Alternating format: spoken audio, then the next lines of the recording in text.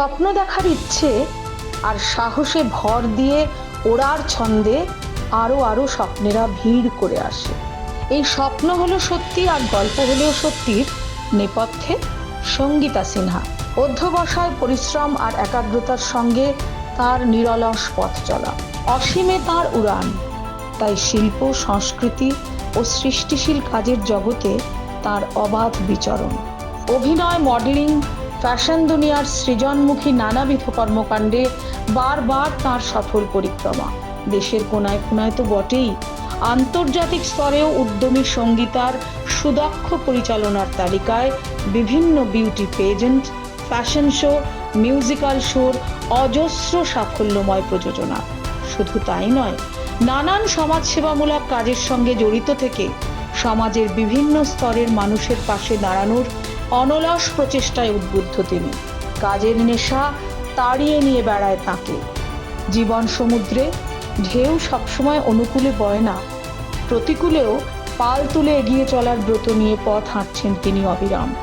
কাজের মাধ্যমে দূর আকাশকে ছুঁয়ে ফেলার নেশায় লক্ষ্য স্থির তাঁর। বারবার সৃজনশীল কাজের মাধ্যমে বিভিন্ন স্বপ্নের নির্মাণ করেন তিনি। ভোরের আলোর মতো, পাখির গানের মতো, সমুদ্রের ঢেউয়ের মতো এগিয়ে চলা এই মানুষটির প্রেরণার উৎস তার সৃষ্টি ও কৃষ্টির সাফল্য আর স্বীকৃতির হিরেমানিক জলাপথে নবতম সংযোজন সঙ্গী সঙ্গীতা। নমস্কার, আমি সঙ্গীতা চলে এসেছি আবার আপনাদের সামনে। তবে এই সঙ্গীতা ফিল্ম মেকার না, অভিনেত্রী না, গ্রুমার না। এই সঙ্গীতা আপনার পাশে বসে থাকা আপনার সমস্ত স্বপ্ন, রোজকার স্বপ্নকে ভাগ করে নিতে চাই। তাই এই স্বপ্নের হাত ধরেই আমরা শুরু করছি আজকের পর্ব।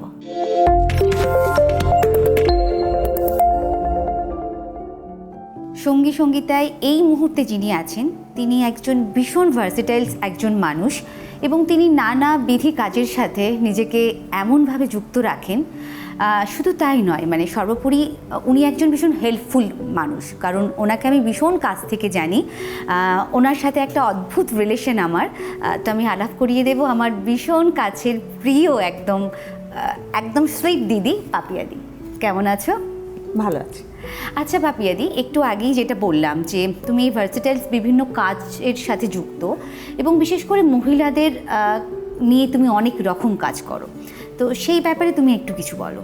হ্যাঁ, মহিলাদের নিয়ে আমি বিগত 20 বছর, মানে 2000 সাল থেকেই প্রায় 25 হতে চললো, তো মহিলাদের নিয়ে আমি প্রচুর কাজ করছি। এবং সেটা প্রথমে আমার মনে হয়েছিল যে মেয়েদের স্বনির্ভর হওয়াটা ভীষণ দরকার। সেই থেকেই শুরু। সেই সময় অনেক রকম অসুবিধা নিয়েই আমি শুরু করেছিলাম, তো বাড়ি থেকে সাপোর্ট ছিল, তখনই আমি শুরু করেছিলাম। এবং সেইভাবে আজকে প্রায় 25 বছরে প্রায় 10,000-এর ওপরে মেয়ে আমার ইনস্টিটিউট থেকে বেরিয়েছে। ওমেন্স ইনস্টিটিউশন নামটা শুনে বিভিন্ন জেলা থেকে মেয়েরা আমার কাছে আসে। বাঁকুড়া, পুরুলিয়া, বীরভূম, হুগলি এবং কলকাতাতেও আমার একটা ছোট ইনস্টিটিউট রয়েছে।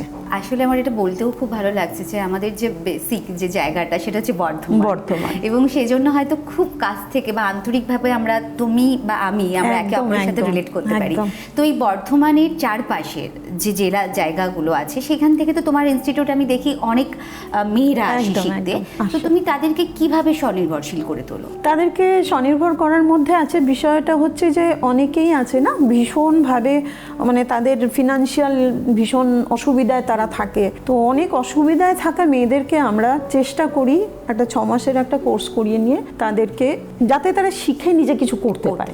অনেকে আছে যারা নিজে স্যালন করতে পারে, অনেকে আছে যারা কাজের জন্য জব খোঁজার ব্যাপারে থাকে, তো আমরা প্লেসমেন্টটাও তাদেরকে মোটামুটি দিয়ে থাকি। হ্যাঁ, তোমার তো একটা খুব সুন্দর বিউটি পার্লার আছে, বিউটি স্যালন আছে, তো সেখানে তুমি মানে অ্যাকচুয়ালি কি করাও, মানে সেখানে তোমার কি বিশেষত্বটা আছে? বিশেষত্ব বলতে আমরা স্কিন, হেয়ার, মেকআপ, নেল এগুলোর উপরে তো কাজ করছি, যত দিন যাচ্ছে আপডেট হচ্ছে বিষয়টা। এছাড়াও আমরা অনেক মোটিভেট করি মেয়েদেরকে, অনেক মোটিভেশন ওদেরকে আমরা করি। তো তার কারণ হলো অনেক মেয়েরা না অনেক অল্প বয়সে উইডো হয়ে যায়, অনেক ডিভোর্সি মেয়েরা থাকে, মেন্টালি প্রচুর অসুবিধায় মানে মানে মেয়েরা থাকে, যেটা ভীষণ দরকার হ্যাঁ। আজকের তো দিনে। মোটিভেট করাটা ভীষণ আমার কাছে মনে হয় যেন তাদের ওই মনের সাহসটা জোগানো, কারণ family থেকে তো শক্তিটা সেই দেওয়ানো, ব্যাপারটা হ্যাঁ পায় না, তাহলে হ্যাঁ, মানে ওই সাহসটা খুঁজে পেলে, হ্যাঁ। এখনো অনেক মেয়েরা আছে যারা ওই রকম অবস্থা থেকে ফিরে এসে দাঁড়িয়ে বলে ম্যাম আপনি ছিলেন বলে ওই যে সাহসটা, ওটার জন্য আমরা আজকে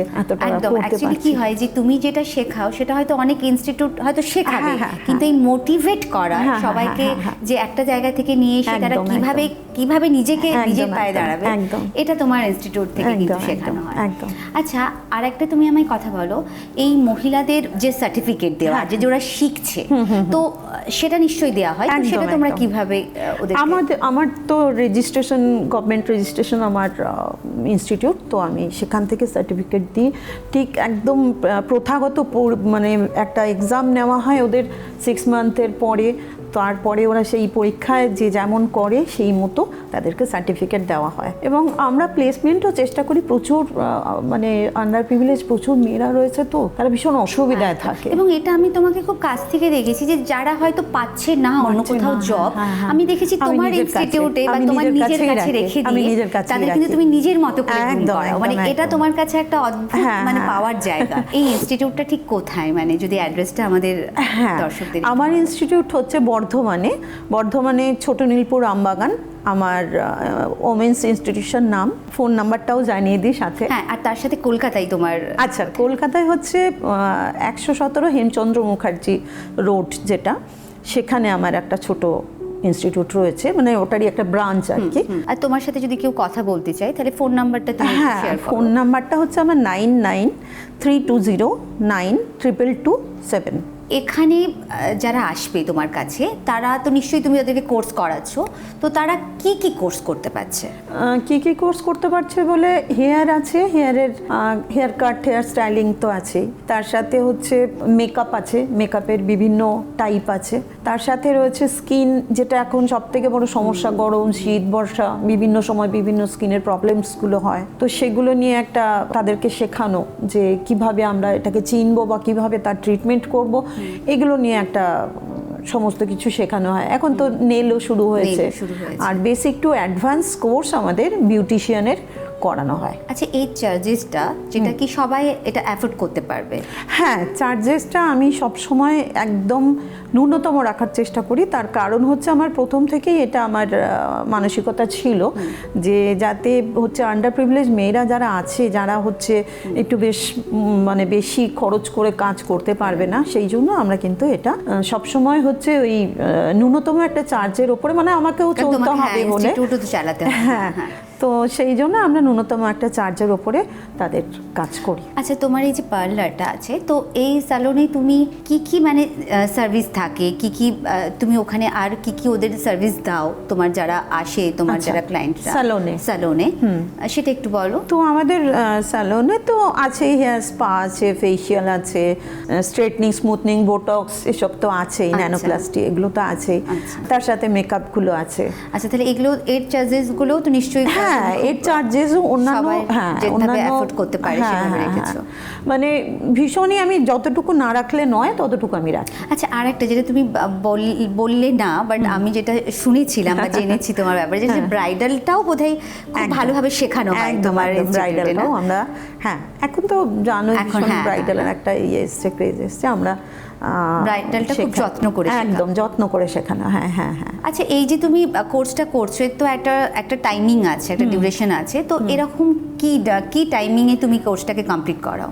আমরা বেসিক টু অ্যাডভান্স যেটা আছে আমরা ওটা 6 মান্থসের করি। তারপরেও হেয়ারের আছে আলাদা আলাদা সেকশনে শিখতে চায় মানুষ, মেয়েরা আর কি, তো আমরা সেগুলো 3 মাস করেও করে দিই। আচ্ছা, এই যে ব্রাইডালের যে সময়টা আমরা আসছে, বা ব্রাইডালের সময় তো একটা ভীষণ ভিড় বা এইরকম পার্লারের একটা অদ্ভুত ক্রেজ থাকে, তো এটা কতদিন আগে থেকে বুকিংটা করতে হয়? মোটামুটি 6 মাস আগে তো আমাদের বুকিং স্টার্ট হয়ে যায়, 6 মাস, কখনো আবার 7 মাস 8 মাস আগে থেকে আমাদের বুকিংটা স্টার্ট হয়ে যায়। আচ্ছা, মহিলাদের এই যে স্বনির্ভর যেটা তুমি করছো, বা এই যে এত ভালো একটা কাজ, আন্ডার প্রিভিলেজ যে সমস্ত মহিলাদেরকে নিয়ে তুমি কাজ করছো, তো তাদের ব্যাপারটা তুমি আরেকবার বলো, যে তুমি তাদেরকে কিভাবে প্লেসমেন্ট দিতে পারবে বা চাইছো, বা সেটা নিয়ে যদি আরেকবার বলো। তো মেয়েরা তো প্রথম কথা হচ্ছে, মানে আমি সমস্ত প্রোডাক্টস আমি নিজের থেকে তাদেরকে দিয়ে শেখাই, এবং শেখার পরে যখন দেখি প্রয়োজন অনুযায়ী এক একটা মেয়ে প্রচণ্ড প্রয়োজন, তখন সেই ক্ষেত্রে আমরা খুব তাড়াতাড়ি তাকে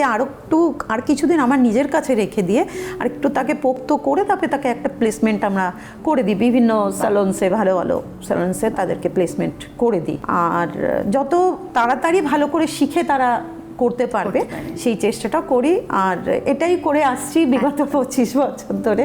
আমি চাই আরো মেয়েরা আসুক, এবং যারা শিখতে চায় বা নিজের পায়ে, মেয়েদের বিশেষ করে স্বনির্ভরতাটা ভীষণ দরকার। ওই শুধু ওই মানে পরিবার সামলাবো এটাই করব, তার থেকে আমার মনে হয় যে তুমি পরিবারও সামলাও এবং নিজে কিছু উপার্জন করে, নিজে উপার্জন করো, শুধু নয় নিজের আইডেন্টিটিটাও তৈরি করা। তা আমরা এটা এই therapy, beauty therapy, makeup, hair, এটার মধ্যে দিয়ে আমি এটাকে চেষ্টা করছি যাতে তারা অনেকটা এগিয়ে যায়। তুমি যেহেতু নিজে খুব ভালো মানুষ, এরকম এই ভালো কাজগুলোর সাথে নিজেকে খুব ভীষণভাবে জড়িয়ে রেখেছো। ভীষণ ভালো লাগলো তোমার সাথে কথা বলে, ভীষণ ভালো লাগলো। তোমার এই প্রয়াস খুব আরো সামনে এগিয়ে যাক, এবং আশা করি তোমার মতো মানুষকে আবার আমরা পাবো আমাদের সাথে সঙ্গী সঙ্গীতায়। নমস্কার।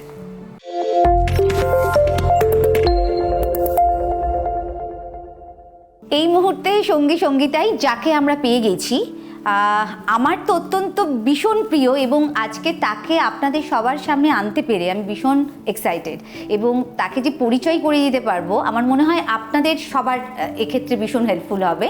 তো আমার সাথে আছে পঙ্কজ দুবে, ইন্টেরিয়ার ডিজাইনার এবং গ্রিন আর্ট ইন্টেরিয়ার ডিজাইনার। তো পঙ্কজ, আমি প্রথমেই শুরু করতে চাই এটা বলে, আমার পুরো বাড়িটা তুমি সাজিয়েছো, এবং আপনারা বিশ্বাস করবেন না, মানে আমি পঙ্কজকে বোধহয় ফার্স্ট দিন উনি আমাকে যেভাবে স্কেচ করেছিলেন এবং যেভাবে বুঝিয়েছিলেন, তারপর আমার মনে হয়েছিল যে আমার পুরো মনের যে পুরো কল্পনাটাই উনি বুঝে গেছেন, এবং সেভাবে উনি সুন্দরভাবে ডিজাইন করেছেন।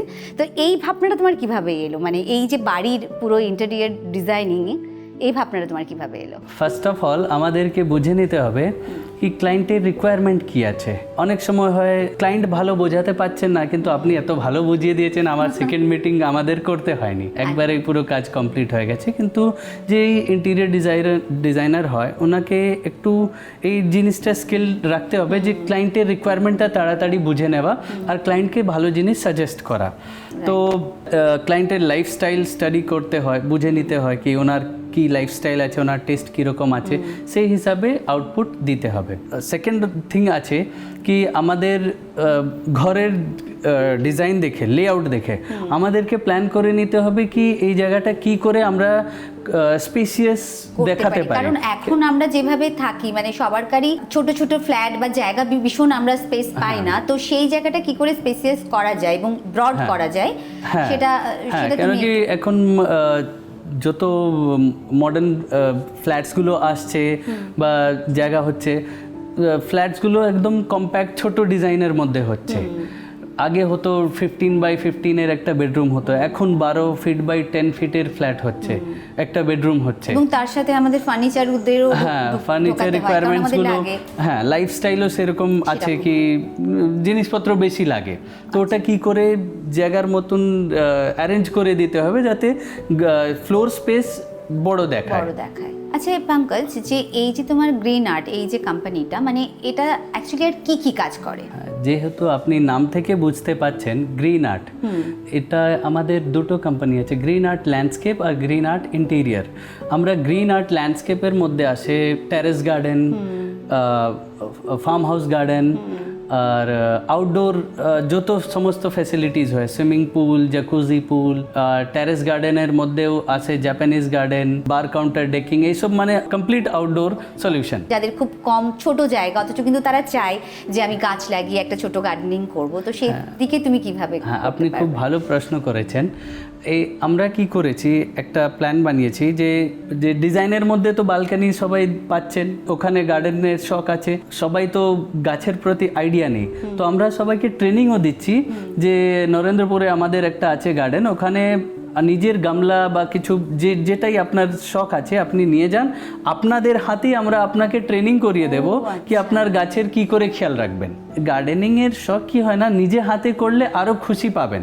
ভাবুন আপনি একটা গাছের খেয়াল রাখলেন, সে 10 দিনের পরে একটা ফুল দিল, আপনি এত আনন্দ পাবেন না, যেটা আপনার মালি এসে করে গেলে সে আনন্দটা পাবেন না। আচ্ছা, আমাদের এই প্রতিনিয়ত এই কাজের মধ্যে আমরা এই ডাস্টিং করা, বাড়ি ক্লিন করা, এটা আমাদের না সবসময় করা সম্ভব হয়ে ওঠে না। মানে এটা কিভাবে মেনটেন করব, মানে কিভাবে আমরা মেনটেন করে সব জিনিসটাকে সুন্দর করে রাখতে পারবো? দেখুন, এটা নিজের হ্যাবিটের মধ্যে আছে, খুব সময় লাগে না। যখন আমরা অ্যাকুমুলেট করে দিই না, ইগনোর করে করে, তখন আমাদের লাগে কেউ এত বড় বার্ডেন হয়ে গেছে।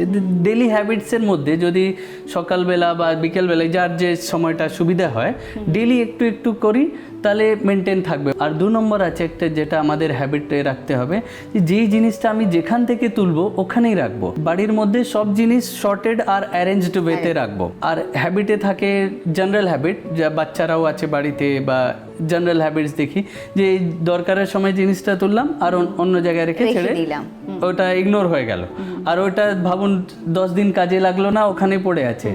তো এই হ্যাবিটসগুলো আমাদের চেঞ্জ করতে হবে, কি আমরা যেখান থেকে জিনিসটা তুলছি ওখানেই রাখবো। সব জিনিসের নির্ধারিত একটা জায়গা আছে, ওই জায়গাতেই সবসময় থাকবে। দেখবেন আপনার বাড়িটা any time ready for guest থাকবে। আর একটা আরো ভালো পয়েন্ট আছে আমার মনে পড়ে গেল, যে ঘর মধ্যে সবসময় প্রপার ভেন্টিলেটেড রাখতে হয়।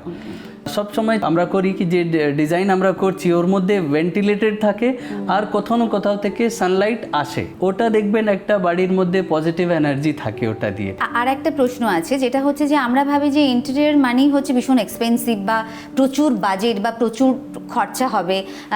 তো এই ব্যাপারটা কি, মানে এটা কি ভীষণ বাজেট হয় একটা ইন্টেরিয়র প্রপার করতে গেলে, না তোমার যারা ক্লায়েন্ট বা তাদের মানে তারা কি চাইছে সেভাবেই তুমি বাজেটটাকে কন্ট্রোল করো? মানে হ্যাঁ, ক্লায়েন্টের রিকোয়ারমেন্ট বুঝে আমাদের বাজেটগুলো বা ডিজাইন কনসেপ্টগুলো এরকম করে নিতে হয়। সেকেন্ড আছে, আমি সবাইকে রিকোয়েস্ট করব, ছোট ছোট পার্টে কোনো দিন ঘরের কাজ করাবেন না। দেখবেন কোনো দিন ঘরটা কমপ্লিট হবে না। ভাবুন আজকে একটা কাজ করাচ্ছেন যে এই বাজেটে আমি করে নেব, পরে এই জিনিসটা করাবো, দেখবেন থিম বেসড কাজটা হয়ে উঠবে না। আজ কেন কি, যেরকম আমাদের ফ্যাশন আছে না, ও ইন্টেরিয়র ডিজাইনের কনসেপ্টগুলো 2 মাস 3 মাসের মধ্যে চেঞ্জ হয়ে যায়। আমরা যেমন নিজেকে চেঞ্জ করি সেরকম ওই রকমই ঘরেরও ডিজাইন আছে। তো কোনো ডিজাইনার ইনস্টলমেন্টে কাজ করলে, পার্ট বাই কাজ করলে থিম বেসড উঠে আসবে না।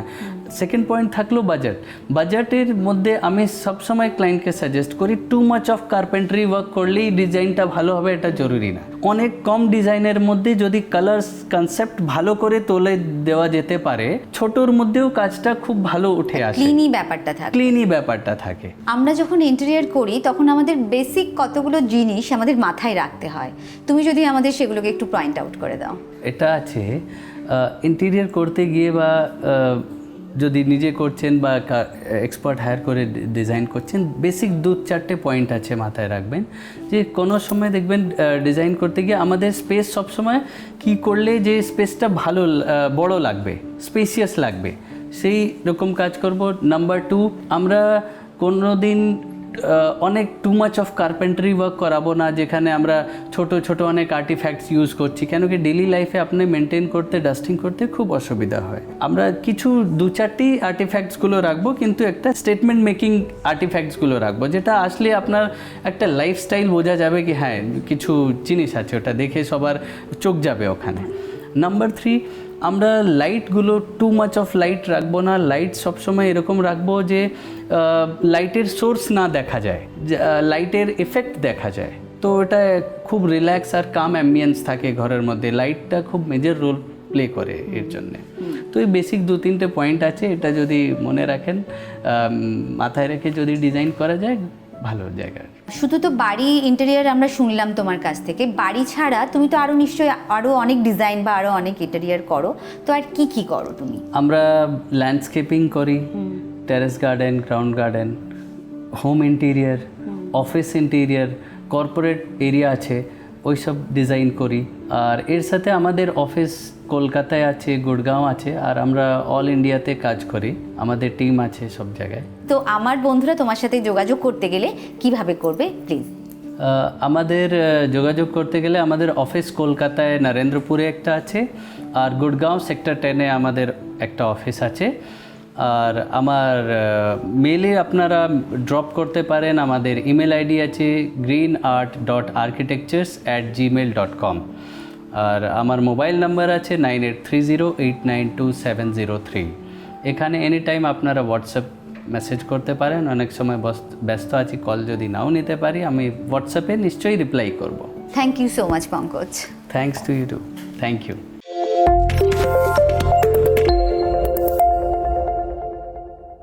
সঙ্গী সঙ্গীতায় আজকে যাকে আমরা পাশে পেয়েছি তিনি অত্যন্ত চেনা এবং কাছের একজন মানুষ, যার সম্পর্কে আমরা কথা কম বললেই বেশি, হয়তো কম বলা হয়, এবং যার কাছ থেকে আমরা শুনবো বেশি। তিনি আর কেউ নয়, আপনাদের সবার পরিচিত আমাদের কাছে সুতপাদি। নমস্কার সুতপাদি, কেমন আছো? ভালো তো আছি, আমি সবসময় বলি ভালো আছি, আর আমাদের ভালো থাকতে হবে। আর বিশেষ করে ধরো এরম ডাক যখন পাই আন্তরিকভাবে, তখন আরও ভালো থাকে। এই মুহূর্তে খুব ভালো আছি, তুমি আর ওপারে যে বন্ধুরা আছে তাদের সবার জন্য। তো সুতপাদি, আমরা প্রথমেই চাই যে একটা সুন্দর কবিতা দিয়ে, মানে তোমার সম্পর্কে আমরা সবাই জানি তুমি ভীষণ ভালো একজন আবৃত্তিকার, ভীষণ ভালো একজন কবিতা বলো, যেখানে আমার মনে হয় আমাদের ডিপ্রেশন, আমাদের টেনশন অনেকটা রিলিফ হয়। যেমন গান শোনার সাথে সাথে এই যে কবিতাটা মানুষকে একটা অন্য অদ্ভুত রিল্যাক্সেশনের জায়গা তৈরি করে দেয়। তো আমরা শুরু করি প্রথমেই তোমার একটা কবিতা দিয়ে। তো এই যে তুমি বললে যে ডিপ্রেশন কেটে যায়, একটা কবিতা আছে আমার, তুমি বলতেই মনে পড়লো, অরণি বসুর লেখা কবিতাটি খুব একটা অদ্ভুত থেরাপি বলতে পারো এই কবিতাটা। ছোট্ট একটা কবিতা, দেখো কবিতার নাম হচ্ছে জল তরঙ্গ। ছোট্ট একটি জল তরঙ্গ একটি পরিবারকে কিভাবে বাঁচিয়ে রাখতে পারে শোনো।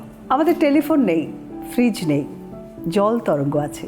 আমাদের গ্রীষ্মকালীন দার্জিলিং নেই, গাড়ি বারান্দা নেই, জল তরঙ্গ আছে। তো এই জল তরঙ্গ বলতে তোমরা কি ভাবছো আমি জানি না, আমাদের জল তরঙ্গটা মাত্র 7.5 টাকার। আমার ছেলের প্রথম জন্মদিনে আমি ওকে উপহার দিয়েছিলাম। তো এই 7.5 টাকার একটা জল তরঙ্গ নিয়ে এত কথা কেন? আসলে আমাদের জল তরঙ্গটা আর ঠিক জল তরঙ্গ নেই, ওটা এখন আমাদের বাড়ির সবার রাগ কমাবার যন্ত্র। যেদিন কোনো কারণে আমি খুব রেগে গিয়ে চেঁচামেচি করি, সেদিন আমার স্ত্রী আস্তে আস্তে জল তরঙ্গটা বাজাতে থাকে। আর যেদিন আমার স্ত্রী রেগে যান, প্রায়শই যান, এমনকি খুব তুচ্ছ কারণেও, সেদিন আমি জল তরঙ্গটা বাজাতে থাকি। আর যেদিন সকাল থেকে কলে জল থাকে না, ডাল সেদ্ধ হয় না, বাজারে মাছের দাম অসম্ভব চড়া, কিংবা ঘন্টার পর ঘন্টা লোডশেডিং, সেদিন আমরা দুজনেই একেবারে ক্ষেপে উঠি। আমাদের সমস্ত দাঁত, নখ, জিভ বের করে পরস্পরের দিকে তেড়ে যেতে থাকি। আর তখন আমাদের ছেলে আস্তে আস্তে জল তরঙ্গটা বাজাতে থাকে। আশ্চর্য, জল তরঙ্গটা বাজতে থাকলেই আমাদের রাগ পড়ে যেতে থাকে। আর রাগ পড়ে যেতে যেতে একসময় আমরা দুজনেই মুচকি হেসেও ফেলি। আমাদের টেলিফোন নেই, ফ্রিজ নেই, গ্রীষ্মকালীন দার্জিলিং নেই, গাড়ি বারান্দা নেই, ফিক্সড ডিপোজিট নেই, ভালোবাসায় উচ্ছ্বাস নেই, কিন্তু এই যে জল তরঙ্গটা আছে না, বিশ্বাস করুন, সত্যি বলছি, এই জল তরঙ্গটার জন্যেই আমরা এখনও টিকে আছি। সত্যি বলছি, এই জল তরঙ্গটার জন্যেই আমরা এখনও টিকে আছি। বাহ, অসাধারণ। বুঝতে পারলে তো? মানে একদম মুগ্ধ হয়ে গেলাম। মানে এই কবিতার প্রতি যে প্রেমটা, সেটা তোমার কিভাবে এলো? কবিতার প্রতি প্রেম কী করে এসেছে আমি ঠিক নিজেও জানি না সঙ্গীতা, জানো তো। মানে আমি ছোটো বয়সে দেখতাম আমার বাবা সঞ্চয়িতা খুলে, উনি খুব প্রফেশনালি খুব বিজি থাকতেন, কিন্তু এই নয় যে উনি কবিতা বলতেন বা ওই করতেন, কিন্তু সঞ্চয়িতা খুলে নিজের মতো করে পড়তেন। আমার না শুনে শুনে মনে হতো ভেতরে কিরকম একটা ঢুকেছে ব্যাপারটা। পুরো ব্যাপারটাই ছিল কি বলো তো, ভালোবাসা থেকে আসা। মানে আমি জানি না কখন বলতে বলতে ভালোবেসে ফেলেছি। তোমার কি রকম কবিতা বলতে ভালো? আমার ওরকম কোনো ব্যাপার নেই, আমার যে কবিতা আমার মন ছোঁয় সেই কবিতা। এই যেমন জল তরঙ্গ, অরণি বসু, অনেকে তার নামই হয়তো জানে না। আমি কবিতা দেখে কবিতা বলি, মানে কবি দেখে কবিতা বলি না। তো এরকমই একটা আমাদের বন্ধুদেরকে এই মন ছোঁয়া কবিতা, যাতে করে মন আরেকটু ভালো। আমার যেমন এই মুহূর্তে মনে হচ্ছে, দেখো কিছু না, যখন এখানে বসেছি, এটা তো ঠিক ওই মঞ্চে দাঁড়ালে যেটা হয়, আমরা যখন মঞ্চে দাঁড়াই তখন ডিরেক্টলি মানুষটা আমাদের সামনে থাকে, তাদের অনেক রিকোয়েস্ট থাকে। তো এখানে তো সেটা না, এখানে তোমাকে এই মুহূর্তে শোনাচ্ছি, শুনছেন অন্যদিকে অনেকে। তা আমার মনে হয় সুবোধ সরকার, ওনার একটা কবিতা আছে ঘুষ। এই কবিতাটা না খুব একটা আদর্শের, একজন মাস্টারমশাই তার আদর্শ, যেটা আমাদের এই সময়ের আদর্শচ্যুত হয়ে যাওয়ার একটা ব্যাপার থাকে। তো সকলের শোনা উচিত যে আদর্শটা কোথায় দাঁড়িয়ে আছে। রবীন্দ্র রচনাবলীর 9ম খণ্ড দিয়ে চাপা দেওয়া একটা সুইসাইড নোট লিখে ব্লেড হাতে বাথরুমে ঢুকেছিলেন মাস্টারমশাই। দুপুরে কাজের লোক এসে দরজার তলা দিয়ে রক্ত আসছে দেখে চিৎকার করে ওঠে, ছেলেকে লেখা এই তার প্রথম এবং শেষ চিঠি। অরণি, আমি বিশ্বাস করি সন্তান পবিত্র জলের মতো। যদিও তোমার সঙ্গে আমার সম্পর্ক ভালো নয়, তবুও তোমাকেই লিখে রেখে যাই। গত কয়েক মাস যাবৎ তোমার মায়ের চিকিৎসার জন্যে আমার যৎসামান্য সঞ্চয় আপাতত নিঃশেষিত। আমি জীবনে তোমার টাকা ছুঁইনি, মরেও ছোব না। আজীবন ছাত্র পড়িয়েছি, কখনো কোনো অন্যায় করিনি। গত মাসে এক অভিভাবক এসে আমাকে ঝোলাঝুলি করেন তার ছেলেকে নেবার জন্যে। আমি প্রথম দিন ফিরিয়ে দিই, দ্বিতীয় দিন ফিরিয়ে দিই, তৃতীয় দিন আর পারিনি। তিনি একটা মোটা খামে আমাকে 30,000 টাকা দিয়ে চলে যান। সেই টাকায় আপাতত তোমার মায়ের চিকিৎসা চলছে। জানি না তিনি কোনোদিন সুস্থ হয়ে বাড়ি ফিরবেন কিনা। ফিরলে বলো, এই পৃথিবীতে আমার বেঁচে থাকার অধিকার শেষ হয়ে গেছে। ইতি, বাবা। যখন সারাটা দেশ দাঁড়িয়ে রয়েছে ঘুষের টাকার ওপর, তখন রবীন্দ্র রচনাবলীর 9ম খণ্ড দিয়ে চাপা দেওয়া ওই একটা সুইসাইড নোট হাসপাতালে গাছের নিচে দাঁড়িয়ে গা ছমছম করছিল। এগিয়ে গেলাম সাদা কাপড়ে ঢাকা মাস্টারমশাইয়ের দিকে, ওই একটু বেরিয়ে থাকা পা দুটোর দিকে। ওই একটু বেরিয়ে থাকা পা দুটোই যেন ভারতবর্ষের শেষ মাটি। ওই একটু বেরিয়ে থাকা পা দুটোই যেন ভারতবর্ষের শেষ মাটি। আচ্ছা দিদি, এই যে তুমি কবিতা বলো বা এই যে তুমি কবিতা পড়ো, এই কবিতার প্রতি যে তোমার একটা গভীর প্রেম বা ভালোবাসা, নিশ্চয়ই তুমি এটা অনেকের মধ্যে চাও যেটাকে ছড়িয়ে দিতে। সেটা কি তুমি নিশ্চয়ই শেখাও কাউকে? হ্যাঁ মা, কাউকে মানে আমার তো আমার স্টুডেন্টরা আছে অনেকে, এবং দেখো একটা কথা বলি, আমরা যদি ছড়িয়ে না দিই, যদিও আমি সবসময় বিশ্বাস করি যে অন্তর থেকে আসতে হবে, অনুভূতিটা শেখানো যায় না, কিন্তু যেটা শেখানো যায় সেটা হচ্ছে চর্চা। আমি সবসময় বলি যে আমার কবিতার চর্চা কেন্দ্র। আমার যে সংগঠন তার নাম হচ্ছে কোলাজ সুতপা ঘরানা। কোলাজ সুতপা ঘরানা আমার গ্রুপ, তারা অনেক অনুষ্ঠানও করছে।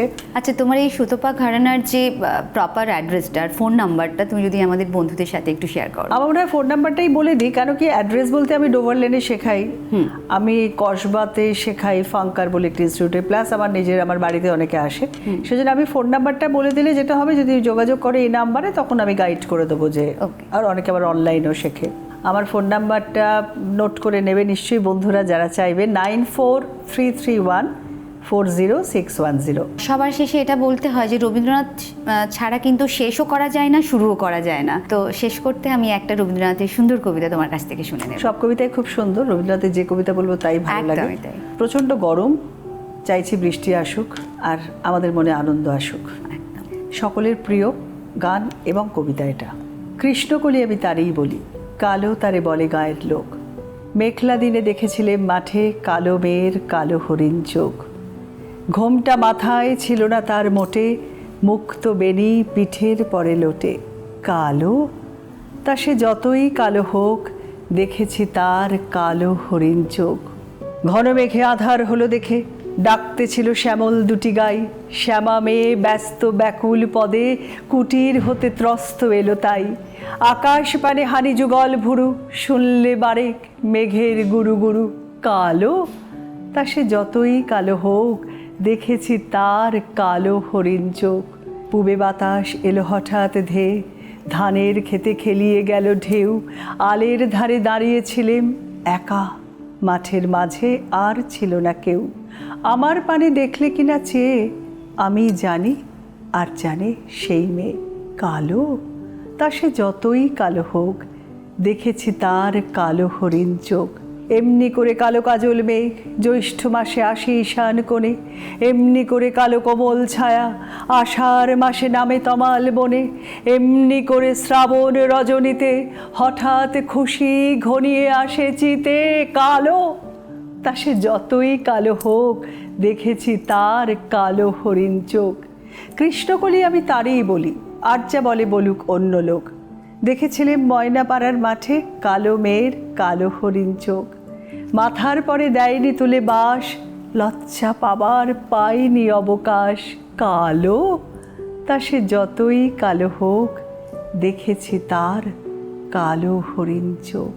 কেমন লাগলো আজকের এই পর্ব? যদি আপনাদের ভালো লাগে, আপনারা ইমেল করতে পারেন আমাদের এই মেল অ্যাড্রেসে।